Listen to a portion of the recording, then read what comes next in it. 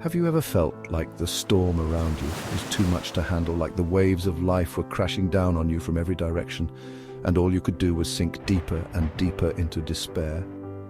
What if I told you that someone once walked on water, right in the middle of a raging storm, defying the very laws of nature, and what happened next was nothing short of miraculous, changing the course of history and the lives of those who witnessed it?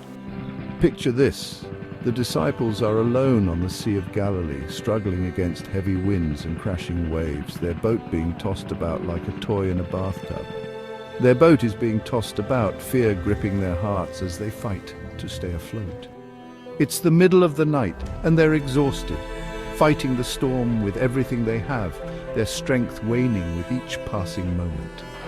Then, out of nowhere, they see a figure approaching, a silhouette against the stormy backdrop, walking on the water. Can you imagine the shock and disbelief?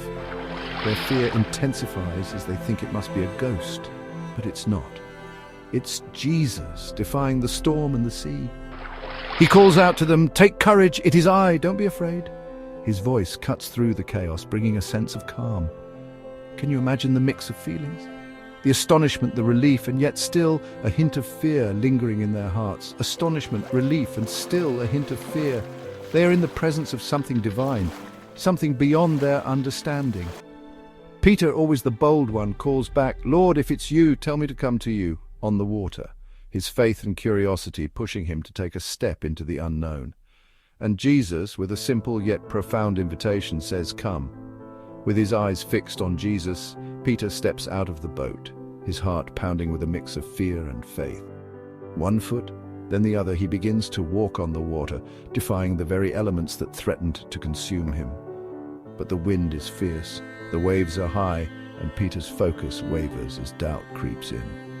He begins to sink, crying out, "Lord, save me," his fear momentarily overpowering his faith. Immediately, Jesus reaches out his hand and catches him, pulling him up from the depths. "You of little faith," he says, "why did you doubt?" His words a gentle reminder of the power of unwavering faith. Together they step back into the boat, and in that instant the storm calms, the sea returning to its peaceful state. The disciples are left in awe, their hearts filled with wonder and reverence. They worship Jesus, saying, "Truly you are the Son of God," their faith strengthened by the miracle they had just witnessed. This story reminds us of the power of faith in the midst of fear, the strength that comes from trusting in something greater than ourselves. No matter how fierce the storm, keep your eyes on Jesus, the one who walks on water and calms the seas. He will reach out and save you, just as he did for Peter. Remember, the same Jesus who walked on water and calmed the storm is with you in your storms. Trust in him and you will find peace. So the next time the winds howl and the waves crash, think back to that night on the Sea of Galilee and the miracle that unfolded. And know, you're never alone.